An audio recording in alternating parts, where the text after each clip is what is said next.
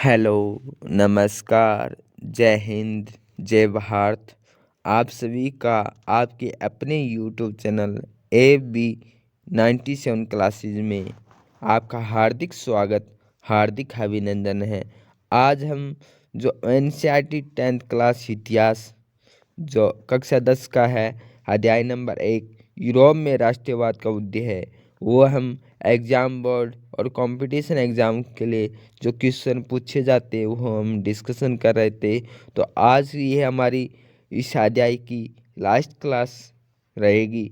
आज इस सेशन में हम इस अध्याय को चैप्टर है इसको पूरा करेंगे और आज की इस सेशन को हम शुरू करते हैं। जो साथी इस चैनल पे पहली बार आए हैं तो इस चैनल को सब्सक्राइब ज़रूर करें और ज़्यादा से ज़्यादा इस सेशन को शेयर करें, लाइक करें, कमेंट में भी बताएं कि क्लास कैसे रही।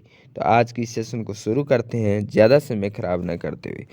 क्वेश्चन है हमारा नेक्स्ट, प्रश्न नंबर 11 है 1815 की वियना संधि। 1815 की वियना संधि के उद्देश्य बताइए। इसके प्रमुख प्रस्ताव व व्यवस्थाओं का वर्णन कीजिए। 1815 की जो वियना संधि है इसके जो प्रमुख प्रस्ताव थे ये इस प्रकार है। उत्तर है नीदरलैंड में साम्राज्य की स्थापना। नीदरलैंड में साम्राज्य की स्थापना हुई थी 1815 की संधि के उद्देश्य के कारण।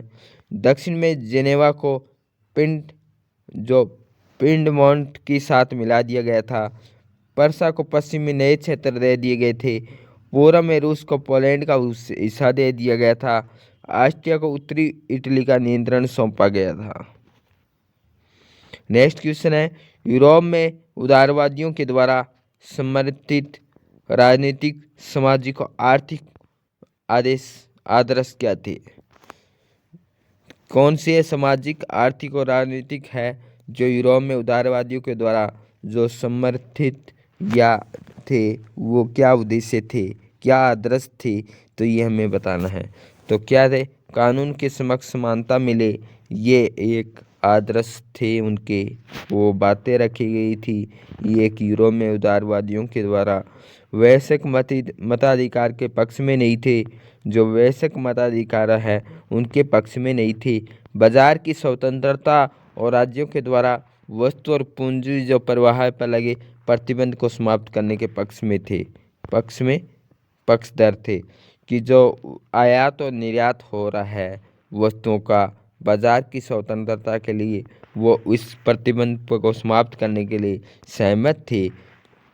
नेक्स्ट क्वेश्चन है औद्योगिकीकरण की वृद्धि में किस प्रकार यूरोप के सामाजिक और राजनीतिक समीकरण बदल दिए। औद्योगिकीकरण है उसकी वृद्धि ने यूरोप के सामाजिक और राजनीतिक है उसके समीकरण को बदल दिया। क्या परिवर्तन हुए ये हमें बताना है। तो उत्तर आएगा, हमारा आंसर है पश्चिमी मध्य में यूरोप है उसके हिस्सों में औद्योगिक उत्पादन और व्यापार में वृद्धि क्या हुआ था। एक औद्योगिकीकरण के कारण है, एक उनके उत्पादन और व्यापार में वृद्धि हुई थी। यूरोप के शहरों का विकास हुआ, वाणिज्यिक वर्गों का उदय हुआ था, श्रमिक व मध्यम वर्ग का उदय हुआ था। नेक्स्ट पॉइंट हमारा है श्रमिक व मध्यम वर्ग का उदय हुआ था। और नेक्स्ट पॉइंट है कुलीन विशेषाधिकार की समाप्ति के विचारों की लोकप्रियता। कुलीन विशेषाधिकार की समाप्ति हुई और विचारों की लोकप्रियता हुई। नेक्स्ट क्वेश्चन है यूरोप के राष्ट्रवादी संघर्षों में महिलाओं की क्या भूमिका थी। यूरोप के राष्ट्रवादी संघर्षों में महिलाओं की क्या भूमिका रही थी। तो अब आंसर आएगा स्वयं के राजनीतिक संगठन का बनाना। यूरोप में जो राष्ट्रवादी महिलाएं थी उनका महत्वपूर्ण भूमिका ये थी कि जो स्वयं के लिए राजनीतिक संगठन बनाया, समाचार पत्रों का प्रकाशन किया महिलाओं ने, और मताधिकार प्राप्त नहीं है, मताधिकार प्राप्ति हेतु संघर्ष किया था, राजनीतिक बैठकों में भाग लिया, प्रदर्शनों में हिस्सा लिया। ये महिलाओं का एक भूमिका थी यूरोप के एक राष्ट्रवाद की, एक राष्ट्र के गठन के, एक राष्ट्र राज्य के निर्माण में। नेक्स्ट क्वेश्चन है 19वीं सदी में यूरोप में राष्ट्रवाद की लहर के क्या कारण थे। 19वीं शताब्दी में यूरोप में राष्ट्रवाद की लहर के मुख्य कारण क्या थे। तो हमारे जो आंसर आएगा कि जनता पर अत्याचार। जनता पे जो अत्याचार हो रहा है वो क्यों हो रहा है, इसके लिए यूरोप में एक जन आंदोलन चलाया गया।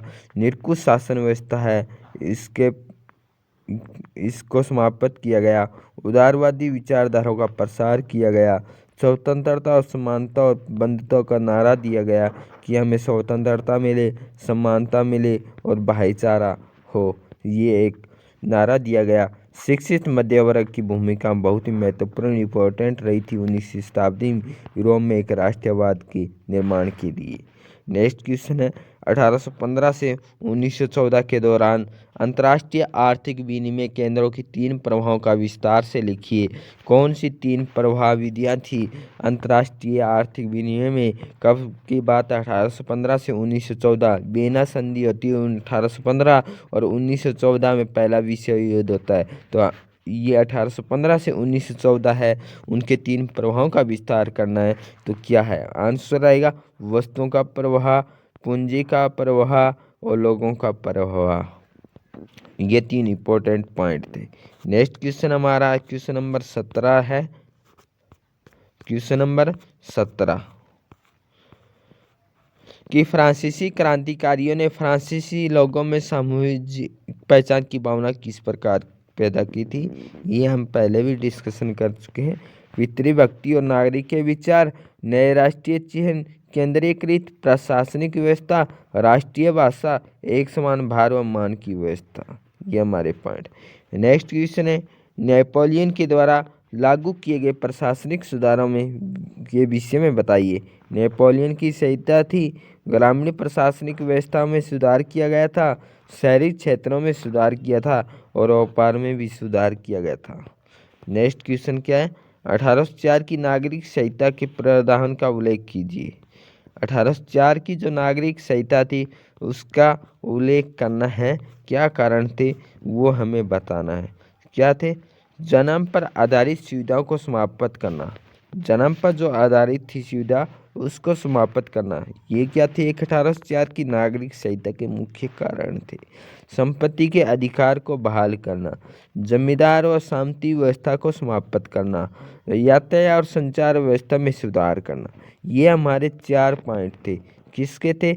ये थे 1804 की नागरिक संहिता, जो नेपोलियन की संहिता है उसके मुख्य कारण थे कि इनको समाप्त करो और इनको लागू करो। समाप्त किसको किया गया था? जन्म पर जो आधारित सुविधा थी, संपत्ति के अधिकार को बहाल किया गया था, शांति व्यवस्था को समाप्त किया गया और यातायात और जो संचार व्यवस्था है उसमें सुधार किया जाए।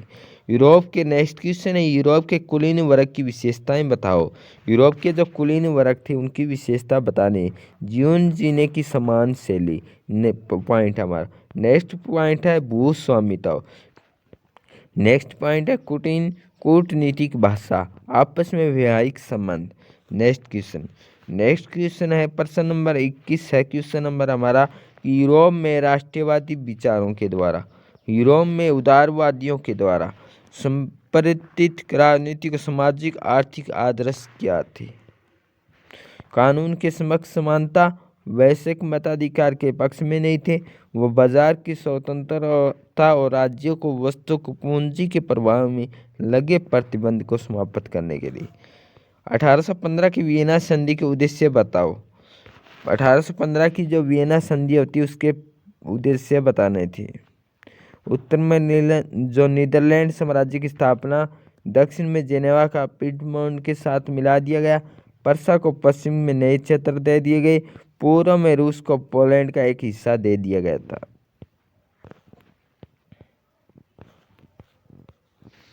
नेक्स्ट क्वेश्चन है, औद्योगिकीकरण की वृद्धि ने किस प्रकार यूरोप के सामाजिक और राजनीतिक समीकरण बदल दिए?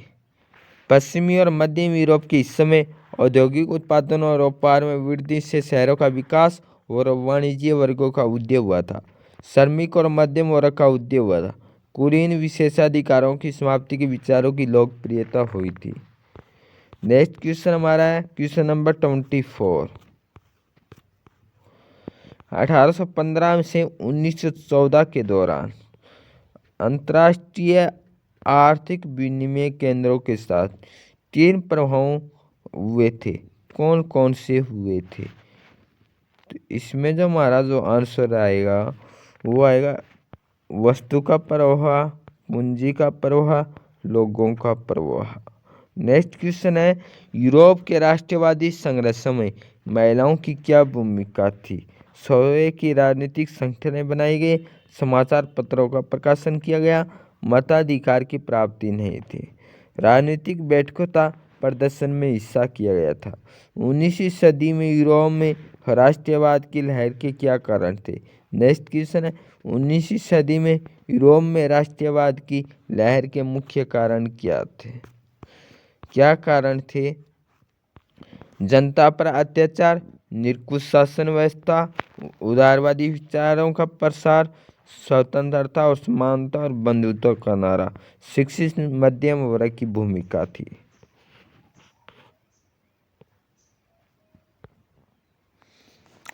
नेक्स्ट पॉइंट है, ज्यूसेप्पे मैत्सनी के बारे में लिखना है हमें। काउंट कैमिलो दे काउर के बारे में टिप्पणी करनी है।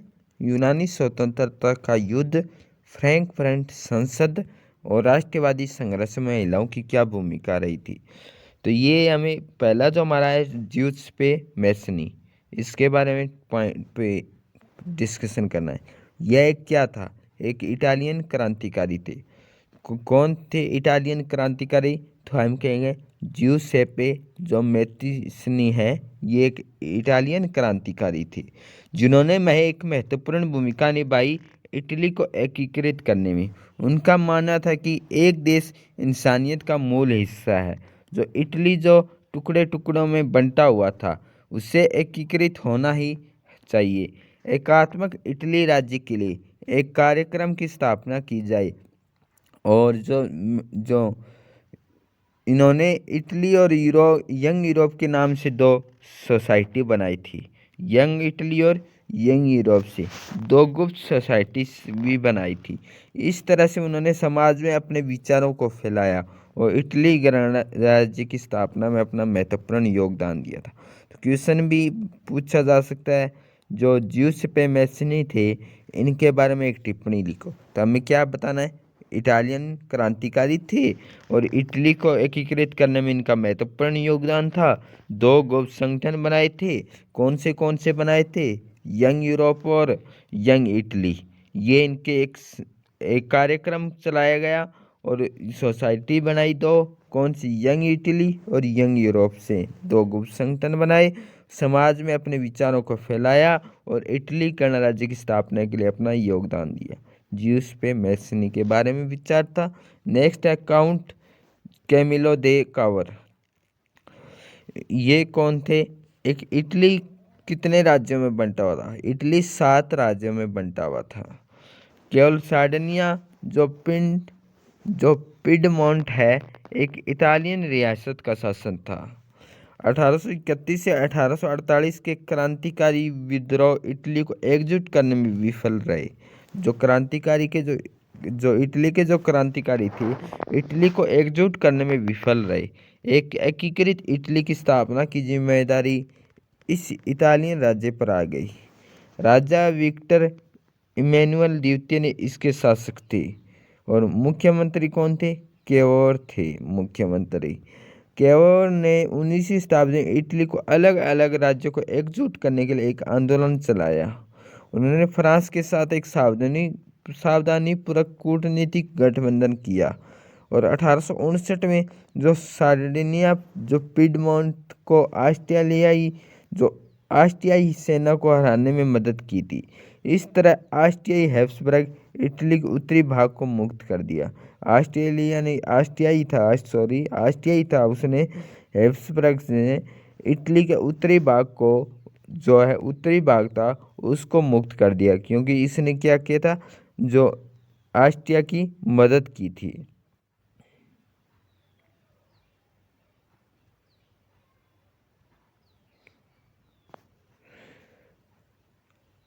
नेक्स्ट पॉइंट हमारा है कि यूनानी स्वतंत्रता युद्ध एक सफल युद्ध था। क्या था? एक सफल युद्ध था, जिससे यूनानी क्रांतिकारियों ने 1821 से 1829 के बीच ओटोमन अम्पायर के खिलाफ लड़ा था। यूनानियों को पश्चिमी यूरोपीय देशों का समर्थन, इसी के साथ साथ कवि और कलाकारों ने यूनानी क्रांतिकारियों का साथ दिया। अंततः ट्रीटी ऑफ जो कॉन्स्टेंटिनोपल है जो नेपोल है 1832 ने यूनान को एक स्वतंत्र देश घोषित किया था। नेक्स्ट पॉइंट हमारा है वह फ्रैंकफर्ट संसद। ये एक जर्मन नेशनल असेंबली थी। क्या थी? एक जर्मन नेशनल असेंबली थी जो विभिन्न जर्मन क्षेत्र से आए मध्यम वर्ग के पेशेवर, व्यापारी और समर्थन कारीगरों के द्वारा बनाई गई थी। 18 मई 1848 को फ्रैंकफर्ट शहर के सेंट पॉल चर्च में बुलाई गई थी। इस सभा ने जर्मन राष्ट्र के लिए एक संविधान का गठन किया था, जिसका नेतृत्व संसद के अधीन राजतंत्र से होता था। हालांकि इसे अभिजात वर्ग और सेना के विरोध के सामना करना पड़ा। इसके अलावा मध्यम वर्गों के नियंत्रण में था, इसने अपने जनदार को खो दिया और 31 मई 1849 को इसे भंग करने के लिए मजबूर किया गया था। नेक्स्ट पॉइंट हमारा है वो है जी कि राष्ट्रवादी संघर्ष में महिलाओं की क्या भूमिका थी। फ्रांसीसी क्रांतिकारी के कलात्मक इतिहास को देखते हुए ये निश्चित होता है कि क्रांति में पुरुष व महिलाओं का बराबर भाग लिया। स्वतंत्रता एक महिला के रूप में व्यक्त की जाती है। यूरोप में राष्ट्रवादी गतिविधियों में महिलाओं की पुरुषों की बराबरी की भागीदारी थी। इसके बावजूद उन्हें राजनीतिक अधिकार नहीं मिले। फ्रैंकफर्ट संसद में महिलाओं की आगंतुकों की गैलरी में खड़े होने के लिए केवल प्रेक्षकों के रूप में ही भर्ती किया गया था। नेक्स्ट क्वेश्चन है, फ्रांसीसी लोगों के बीच सामूहिक पहचान का भाव पैदा करने के लिए फ्रांसीसी क्रांतिकारियों ने क्या कदम उठाए थे। फ्रांसीसी क्रांतिकारियों ने फ्रांस के लोगों के बीच सामूहिक पहचान की भावना पैदा करने के लिए महत्वपूर्ण कदम उठाए थे। लॉ पैतृ भूमि लेस जोस्टियन नागरिकों विचारों के एक संविधान के तहत समान अधिकार का आनंद लेने वाले एकजुट समुदाय की धारणा तो लोकप्रिय बनाया और एक नए फ्रांसीसी दर्ज ने शाही मानक को बदल दिया। जो एस्टेट्स जनरल का नाम बदलकर गया नेशनल असेंबली किया गया था और यह सक्रिय नागरिकों के द्वारा बनाई गई थी। केंद्रीय प्रशासनिक प्रणाली ने पूरे राष्ट्र के समान कानून बनाए। क्षेत्रीय बोली को राष्ट्रीय भाषा के रूप में फ्रांसीसी के पक्ष में हतोत्साहित किया गया था। नेक्स्ट है, मोरियन और जर्मनिया कौन थे? जिस तरह उन्हें चित्रित किया गया उसका क्या महत्व था। जो मेरियन और जर्मनियन फ्रांसीसी और जर्मन राष्ट्र के लिए संबंधित महिला छवि थे। वे स्वतंत्रता और गणतंत्र जैसे आदर्शों के व्यक्तित्व के रूप में खड़े थे। जो मोरियन और जर्मनिया कौन थे? जर्मन के राष्ट्र के लिए महिला छवि थे, स्वतंत्रता और गणतंत्र जैसे आदर्शों के व्यक्तित्व के रूप में खड़े थे। जिस तरह उन्हें चित्रित किया गया उसका महत्व इस तथ्य में था कि जनता अपने प्रतीकात्मक अर्थ के साथ पहचान कर सकती है और उनसे राष्ट्रीय एकता की भावना पैदा होगी। नेक्स्ट क्वेश्चन है कि जर्मन एकीकरण की प्रक्रिया में संक्षेप में बताए।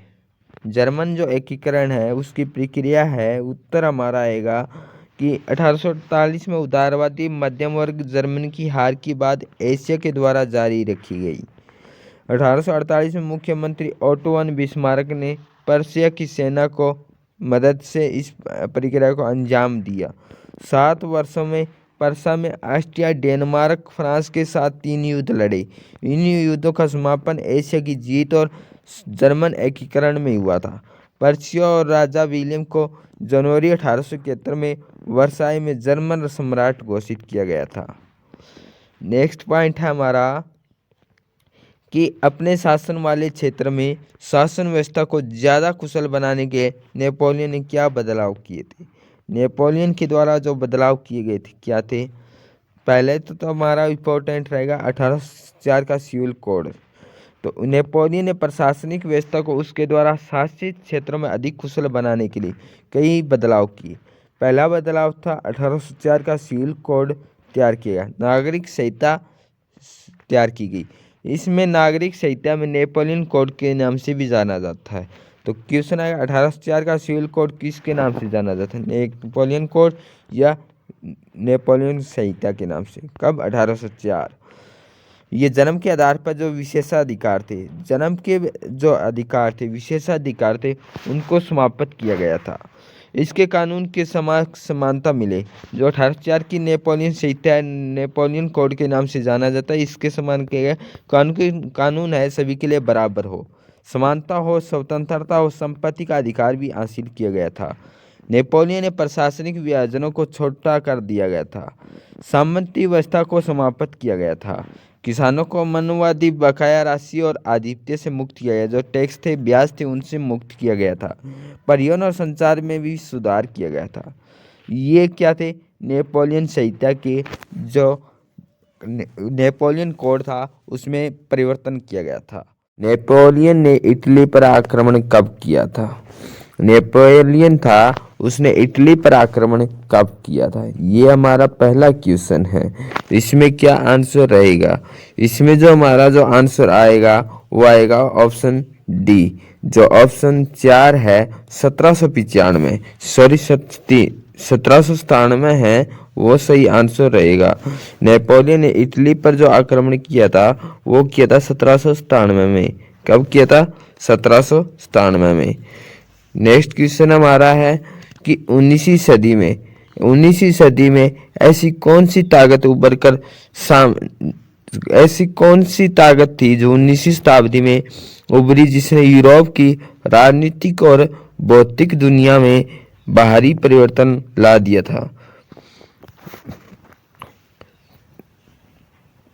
तो इसमें जो हमारा जो आंसर आएगा, 19वीं शताब्दी में जो कौन सी ताकत उभर कर सामने आई जो यूरोप की राजनीतिक और भौतिक दुनिया में भारी परिवर्तन कर दिया था? तो क्या आंसर आएगा? ऑप्शन ए, राष्ट्र राज्य का उदय। राष्ट्र राज्य का जो उदय था, जो 19वीं शताब्दी में यूरोप की राजनीतिक और भौतिक दुनिया में भारी परिवर्तन किया था। तो नेक्स्ट क्वेश्चन हमारा है कि निम्न में से कौन सा लक्षण नेपोलियन की संहिता का लक्षण नहीं था? निम्न में से कौन सा लक्षण है जो नेपोलियन की संहिता का लक्षण नहीं था? तो इसमें कौन सा आंसर है ये आएगा? तो इसमें जो हमारा जो आंसर आएगा वो आएगा ऑप्शन 3। ऑप्शन 3, सबके लिए वैश्विक मताधिकार। सबके लिए ये वैश्विक मताधिकार है, ये नेपोलियन की संहिता का लक्षण नहीं था। नेपोलियन की संहिता का जो लक्षण आधारित है, जन्म पर आधारित सुविधाओं का ना होना।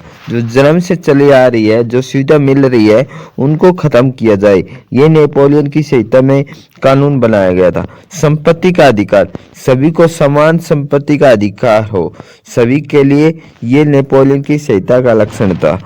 कानून के समक्ष समानता, कानून सभी के लिए बराबरी हो, किसी के साथ भेदभाव न किया जाए, ये नेपोलियन की संहिता का लक्षण था।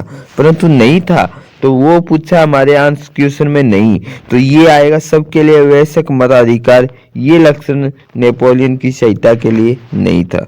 नेक्स्ट क्वेश्चन हमारा है क्वेश्चन नंबर 4। वियना कांग्रेस किस वर्ष में आयोजित की गई थी? वियना कांग्रेस किस वर्ष में आयोजित की गई थी? तो इसमें जो हमारा जो आंसर आएगा वो आएगा ऑप्शन ए। Option A 1815। जो वियना कांग्रेस हुई थी वो हुई थी 1815 में। कब हुई थी जी? 1815 में। तो इसके लिए हमारा जो आंसर है सही option A. Option A. Next question के साथ हम आगे बढ़ते हैं। तो नेक्स्ट क्वेश्चन क्या है? निम्न में कौन 1815 की वियना संधि से संबंधित है? तो क्वेश्चन, वियना संधि कब हुई थी? 1815 में। कौन सा संबंधित है? वियना जो संधि हुई थी इससे कौन संबंधित है?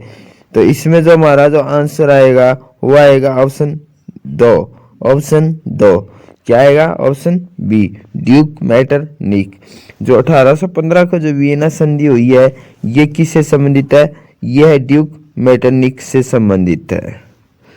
नेक्स्ट क्वेश्चन के साथ, नेपोलियन युद्धों के दौरान हुए बदलाव को खत्म करना किस संधि का उद्देश्य था?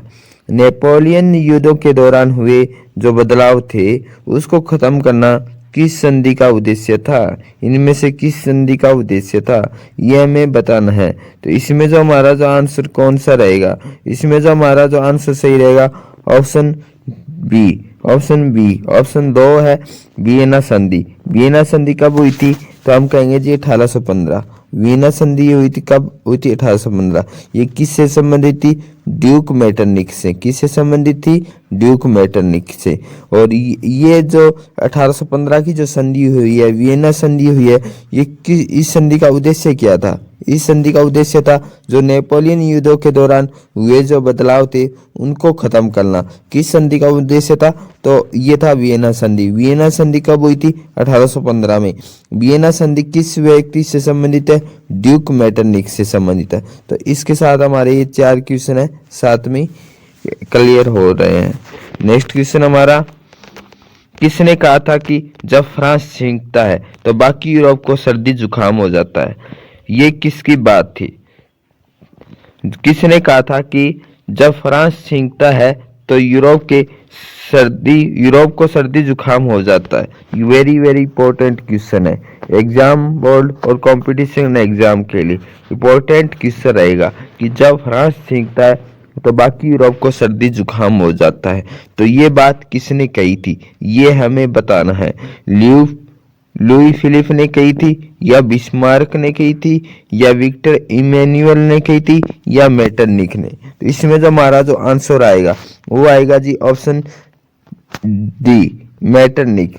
मेटरनिक ने कहा कि जब फ्रांस छींकता है तो बाकी यूरोप को सर्दी जुकाम हो जाता है। क्या बात कही थी, वाह क्या गजब की बात कही थी। नेक्स्ट क्वेश्चन, किस संधि ने यूनान को एक स्वतंत्र देश के रूप में मान्यता दी है? किस संधि ने यूनान को एक स्वतंत्र देश, एक फ्रीडम देश के रूप में मान्यता दी है? तो इसमें जो हमारा जो आंसर आया कौन सा सही आंसर रहेगा? तो इसमें जो हमारा जो आंसर रहेगा ऑप्शन बी। ऑप्शन 2 है जो यूनान को एक स्वतंत्र देश के रूप में जो संधि हुई थी वो किस संधि के द्वारा मान्यता मिली थी? जो कॉन्स्टेंटिनोपल संधि थी, इस संधि के द्वारा एक यूनान को एक स्वतंत्र देश के रूप में मान्यता मिली थी।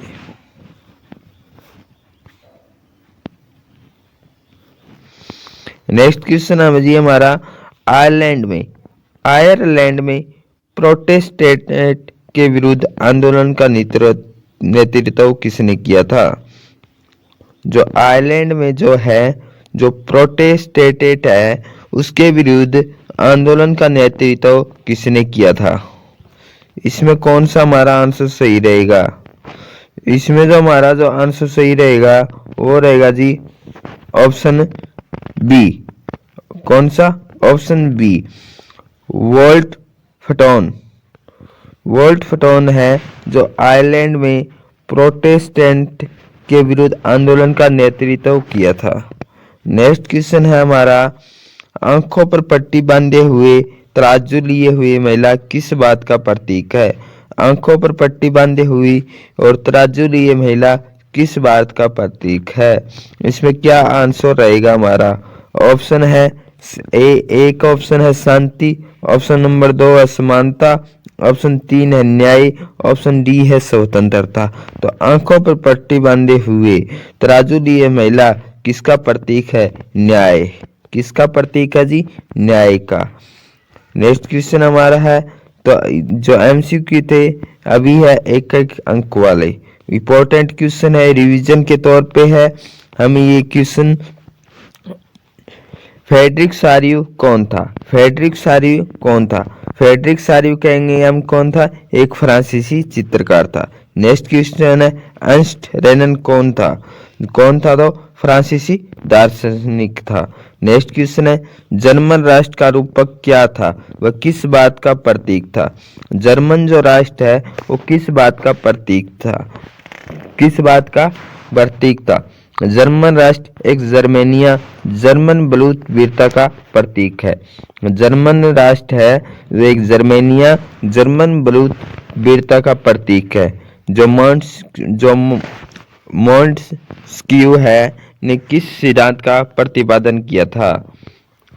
तो इसने शक्ति पृथक्करण का सिद्धांत या अधिकार विभाजन था। ये एक सिद्धांत दिया था।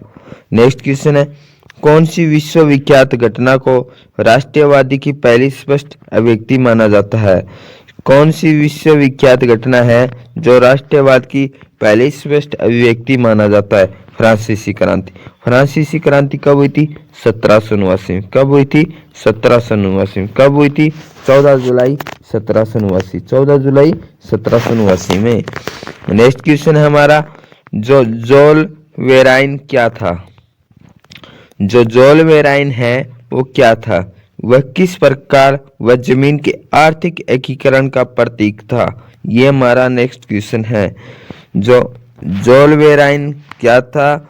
वह किस प्रकार वह जर्मनी की आर्थिक एकीकरण का प्रतीक था? तो इसमें जो हमारा जो आंसर सही रहेगा वो है, क्या लिखना है आंसर में हमें? एक जर्मन शुल्क संघ है। जो जोल वेराइन था एक क्या था? एक जर्मन शुल्क संघ था। अधिकांश जर्मन राज्य शामिल थे। 1834 में स्थापित इस संघ ने जो एक संघ था, इसने विभिन्न जर्मन राज्यों के बीच शुल्क अवरोधों को समाप्त किया। मुद्राओं की संख्या 30 से 2 कर दी। इस प्रकार यह आर्थिक एकीकरण का प्रतीक था। जो जोल वेराइन था एक जर्मन शुल्क संघ था। ये क्या था? जो टैक्स लग रहे थे उनको इसके द्वारा समाप्त किया गया। और ये किसका प्रतीक था? एक आर्थिक एकीकरण का प्रतीक था। नेक्स्ट क्वेश्चन, जो मेतिसनी द्वारा स्थापित 2 भूमिगत संगठनों के नाम लिखे। तो क्या आंसर आएगा? यंग इटली और यंग यूरोप। 2 इनके द्वारा मास जो संघ बनाए गए थे। नेक्स्ट क्वेश्चन है, 19वीं सदी में ऐसी कौन सी ताकत उभरी जिसने यूरोप की राजनीतिक और भौतिक दुनिया में बाहरी परिवर्तन किया था? कि 19वीं जो शताब्दी है इसमें कौन सी ताकत उभर कर सामने आई थी जिसने यूरोप की राजनीतिक और भौतिक दुनिया में भारी परिवर्तन किया था? राष्ट्र राज्य का उदय। बाल्कन क्षेत्र के निवासियों को क्या कहा जाता है? स्लाव। क्या कहा जाता है? स्लाव। वियना कांग्रेस किस वर्ष हुई थी? 1815 में। कब हुई थी? 1815 में। 1815 की वियना संधि का संबंध किससे था? ड्यूक मेटरनिख से। किससे संबंधित था? ड्यूक मेटरनिख से। नेपोलियन युद्धों के दौरान वे बदलाव को खत्म करना किस संधि का उद्देश्य था? किस संधि का उद्देश्य था? नेपोलियन युद्धों के दौरान वे बदलाव को खत्म करना किस संधि का उद्देश्य था? तो किस संधि का उद्देश्य था? ये हमारा आंसर आएगा कि वियना संधि। वियना संधि कब हुई थी? 1815 में। कब हुई थी? 1815 में। किससे संबंधित थी? ड्यूक मेटरनिख से। किसने कहा था कि जब फ्रांस सीखता है तो बाकी यूरोप को सर्दी जुकाम हो जाता है? ड्यूक मेटरनिख ने। ड्यूक मेटरनिख से कौन सी संधि संबंधित है? वियना संधि। वियना संधि कब हुई थी? 1815 में। कब हुई थी? 1815 में। नेक्स्ट क्वेश्चन, किस संधि ने यूनान को एक स्वतंत्र देश के रूप में मान्यता दी थी? किस संधि ने यूनान को एक स्वतंत्र देश के रूप में मान्यता दी थी? क्या आएगा? कॉन्स्टेंटिनोपल। जो कॉन्स्टेंटिनोपल संधि थी इसने एक यूनान को एक स्वतंत्र देश के रूप में मान्यता दी थी।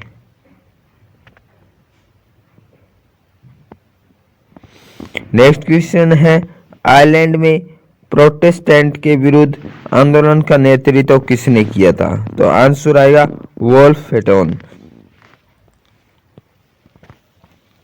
वोल्फटॉन। नेक्स्ट क्वेश्चन, आंखों पर पट्टी बांधे हुए तराजू लिए महिला किस बात का प्रतीक है? किस बात का प्रतीक है? न्याय का। नेक्स्ट क्वेश्चन हमारे हैं जो एग्जाम बोर्ड में पूछे जा सकते हैं, 3 अंक वाले या 5। फ्रांसीसी क्रांतिकारियों ने फ्रांसीसी लोगों में सामूहिक पहचान की भावना किस प्रकार पैदा की थी? तो ये हमारे जो किस प्रकार भावना है, सामाजिक भावना है, जो फ्रांसीसी क्रांतिकारी थे 1789 में, उन्होंने किस प्रकार अपने सामूहिक पहचान की भावना पैदा की थी? तो पितृभक्ति और नागरिकता के विचार, न्याय राष्ट्रीय चिह्न, केंद्रीकृत प्रशासनिक व्यवस्था, राष्ट्रीय भाषा, एक समान भार व मान की व्यवस्था। नेक्स्ट क्वेश्चन है जी, नेपोलियन ने प्रशासनिक क्षेत्र में क्रांतिकारी सिद्धांतों का समावेश किया था जिसने पूरी व्यवस्था को आर्थिक कुशल व तरंग संगत बना दिया। समीक्षा कीजिए। नेपोलियन ने प्रशासनिक क्षेत्र के क्रांतिकारी सिद्धांतों का समावेश किया था जिसने पूरी व्यवस्था को अधिक कुशल व तरंग संगत बना दिया था। समीक्षा कीजिए। तो आंसर है नेपोलियन की सहायता। ग्रामीण प्रशासनिक व्यवस्था में सुधार, शहरी क्षेत्र में सुधार, व्यापार में सुधार, ये क्या है इनके जो इम्पोर्टेंट पॉइंट है जो नेपोलियन प्रशासनिक क्रांतिकारी सिद्धांतों का समावेश किया था। पूरी व्यवस्था को अधिक कुशल व तरंग संगत बना दिया, जो ये हमारे पॉइंट थे। नेपोलियन की सहायता, ग्रामीण प्रशासनिक व्यवस्था में सुधार, शहरी क्षेत्र में सुधार, व्यापार में सुधार। नेक्स्ट क्वेश्चन है, यूरोप के राष्ट्र के विचार के निर्माण में संस्कृति ने किस प्रकार महत्वपूर्ण भूमिका निभाई थी? यूरोप के राष्ट्र के विचार के निर्माण में संस्कृति ने किस प्रकार महत्वपूर्ण भूमिका निभाई थी? कला, काव्य, कहानियां, संगीत, राष्ट्रवादी भावना को विकसित किया। कला थी, काव्य थे, जो कहानियां थे, म्यूजिक, संगीत थे, उन्होंने राष्ट्रवादी भावनाओं को विकसित किया। और यूरोप के एक राष्ट्र को निर्माण में एक संस्कृति है, इसका बहुत ही महत्वपूर्ण रोल रहा था। लोकगीत, जन काव्य और लोक नृत्य, स्थानीय बोलियां और लोक साहित्य प्रबल। भाषा, भाषा ने भी एक यूरोप के राष्ट्र के निर्माण में अपनी महत्वपूर्ण भूमिका निभाई थी। स्थानीय जो क्षेत्रीय बोली थी और साहित्य पर बल ये सभी ने एक यूरोप के राष्ट्र के निर्माण में इम्पोर्टेंट महत्वपूर्ण भूमिका रही थी। लोकगीत, जो लोकगीत थे उनके लोक नृत्य है, डांसर है, जन काव्य है, इन्होंने भी यूरोप के एक राष्ट्र के निर्माण में अपनी संस्कृति की महत्वपूर्ण भूमिका निभाई थी। नेक्स्ट क्वेश्चन है, जर्मनी के एकीकरण की प्रक्रिया का वर्णन कीजिए। जर्मनी के जो एकीकरण की प्रक्रिया है वो किस प्रकार हुई थी, ये हमें बताना है। तो उत्तर हमारा रहेगा आरंभ, विलियम प्रशा के शासन पर आसीन होना। जो जर्मनी के एकीकरण के लिए कौन सा राजा था, जो क्षेत्र था प्रशा में कौन शासक बनता है? विलियम प्रथम। बिस्मार्क द्वारा जर्मन एकीकरण की भूमिका को तैयार करना। जो जर्मनी की एकीकरण का जनक किसे माना जाता? बिस्मार्क। वियना कांग्रेस, एकीकरण में बाधाएं। बिस्मार्क द्वारा ऑस्ट्रिया, फ्रांस आदि पराजित। विश्व शक्ति के जो तटस्थ किया हुआ एकीकृत जर्मनी को एक राष्ट्र के रूप में उभारना। नेक्स्ट क्वेश्चन है हमारा कि इटली के एकीकरण की प्रक्रिया का वर्णन कीजिए। इसके मार्ग में आने वाले मुख्य बाधाएं क्या थी? इटली के एकीकरण की प्रक्रिया 1832 में जो काउर सार्डिनिया का प्रधानमंत्री बना था। 1832 में जो काउर सार्डिनिया का प्रधानमंत्री बना था। कौन बना था? काउर। फ्रांस में संधि, ऑस्ट्रिया पराजित। 1859 में लोबाल्डो को राज्य में मिला लिया गया। लोबाल्डो को कब राज्य में मिलाया? 1859 में। द्वितीय चरण क्या था? मोडेना, टस्कनी, पार्मा आदि का जनमत संग्रह के द्वारा सार्डिनिया में विलय। तीसरा चरण था 1860 में गैरिबोल्डी द्वारा सिसिली व नेपल्स पर विजय। चौथा चरण था वेनेशिया व रोम पर अधिकार। 1871 में पोप से समझौता और एकीकृत इटली का उद्देश्य हुआ था। ये इनके मुख्य प्रक्रिया थी। और बाधाएं क्या थी? राजनीतिक विखंडन का लंबा इतिहास, विदेशी शक्तियों का आधिपत्य, पोप का शासन, वियना कांग्रेस, अनुदारवादी शासक। नेक्स्ट क्वेश्चन है हमारा, नेक्स्ट क्वेश्चन क्या रहेगा? नेक्स्ट क्वेश्चन हमारा है क्वेश्चन नंबर 7 था। क्वेश्चन नंबर 6, ब्रिटेन में राष्ट्र राज्य के निर्माण की एक लंबी प्रक्रिया का परिणाम किस प्रकार था? ब्रिटेन में राष्ट्र राज्य के निर्माण के लिए एक लंबी प्रक्रिया का परिणाम किस प्रकार था? तो उत्तर हमारा रहेगा, यह किसी उथल पुथल या क्रांति नहीं, एक लंबी चलने वाली प्रक्रिया का एक नतीजा था। पहले निर्जातीय पहचान, राष्ट्र की अहमियत व सत्ता में वृद्धि। नेक्स्ट पॉइंट है 1688 में राजतंत्र से संसद द्वारा ताकत छीने जाना। नेक्स्ट पॉइंट है 1707 में यूनाइटेड किंगडम ऑफ ब्रिटेन का गठन। यूनाइटेड किंगडम ऑफ ब्रिटेन का गठन कब हुआ था? 1707 में। इसका मुख्य कारण ब्रिटेन में राष्ट्र राज्य के निर्माण में लंबी प्रक्रिया चली है, वो ये हम पॉइंट कर रहे हैं। स्कॉटलैंड पर प्रभुत्व, आयरलैंड को 1801 में बलपूर्वक यूनाइटेड किंगडम में शामिल किया गया था। यूनाइटेड जो किंगडम में आयरलैंड को कब शामिल किया था? 1801 में। जो यूनाइटेड किंगडम ऑफ ब्रिटेन का गठन कब हुआ था? 1707 में। नए ब्रिटिश राज्य का निर्माण, आंग्ल संस्कृति का दबदबा, राष्ट्र के प्रतीक झंडा व राष्ट्रगान को बढ़ावा, पुराने राष्ट्र मात्र सहयोगी रूप में थे। यूरोप में राष्ट्रवाद के उत्थान के लिए कौन से कारण उत्तरदायी थे? राष्ट्र राज्य का उद्देश्य, लोकतंत्रीय सिद्धांत का बढ़ावा, सामाजिक राजनीतिक आर्थिक समानता पर बल, अन्य राष्ट्रों में मानव अधिकारों की मांग, निरंकुश राजतंत्र में क्रांतिकारी प्रतिक्रियाएं थी। नेक्स्ट क्वेश्चन है, फ्रांसीसी क्रांति का न केवल फ्रांस पर अपितु पूरे विश्व पर गहरा प्रभाव पड़ा। जो फ्रांसीसी क्रांति होती है 1789 में, ये केवल फ्रांस पर ही नहीं पूरे विश्व पर गहरा प्रभाव पड़ा। समीक्षा कीजिए, इस पर क्या था? फ्रांस पर प्रभाव, क्योंकि फ्रांसीसी क्रांति कहाँ हो रही है? फ्रांस में। तो इसका प्रभाव है कहाँ कहाँ पड़ा था? लोकतांत्रिक शासन की स्थापना, एक लोकतंत्र की स्थापना करना, ये एक फ्रांसीसी क्रांति का महत्वपूर्ण गहरा प्रभाव था। लोक कल्याणकारी का निर्माण, समानता होना, स्वतंत्रता और भातृत्व से भरे नए समाज की नींव, ये क्या थे? फ्रांसीसी क्रांतिकारी के द्वारा महत्वपूर्ण प्रभाव थे। नवीन कानून संहिता लागू करना, नेशनल असेंबली का गठन फ्रांसीसी क्रांति के कारण हुआ था। आर्थिक एकीकरण का निर्माण, कानून के समक्ष सभी को बराबरी, ये क्या थे? जो फ्रांसीसी क्रांति के महत्वपूर्ण गहरे प्रभाव थे। संपत्ति का अधिकार और सुरक्षित, मध्यम वर्ग का उदय, उदारवादी विचारधारा का प्रारंभ, यूनान का स्वतंत्रता संग्राम, संस्कृति और भाषा की भूमिका व जन विद्रोह। 1804 की नागरिक संहिता के प्रावधानों का उल्लेख लिखिए। 1804 की जो नागरिक संहिता थी, नेपोलियन की संहिता थी, इसने जन्म पर आधारित सुविधा को समाप्त किया था। जन्म पर जो आधारित सुविधा थी उनको समाप्त किया गया। संपत्ति के अधिकार को बहाल किया।